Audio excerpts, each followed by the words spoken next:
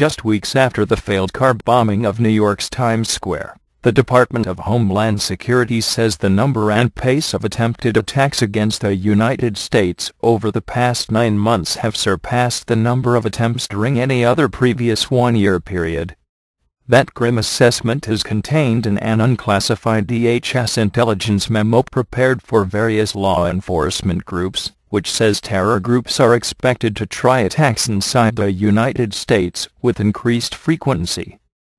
CNN obtained a copy of the document, dated May 21, which goes on to warn, "We have to operate under the premise that other operatives are in the country, and could advance plotting with little or no warning."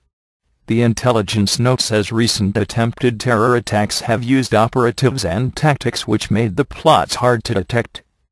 The document specifically mentions the cases of Afghan national Najibullah Zaatsi, who pleaded guilty in February to plotting attacks on New York's subways, and Times Square bombing suspect Faisal Shahzad, a Pakistani American. The intelligence report says both men spent significant time in the United States and were familiar with their alleged targets. Furthermore, the plots involved materials that can be commonly purchased in America without causing suspicion. The document also says Shahzad and Zaatsi had short periods of trading overseas compared to lengthier training cycles for earlier operations, reducing our ability to detect their activities.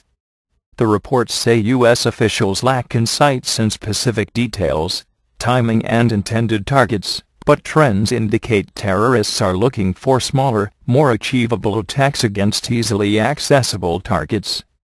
The report mentions both al-Qaeda and associated groups such as the Tehrik-e-Taliban Pakistan, which is known as the TTP.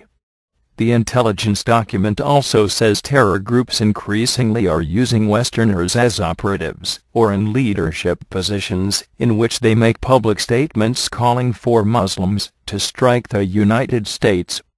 The document cites as examples Yemeni-American cleric Anwar al-Awlaki and al-Qaeda spokesman Adam Gadon.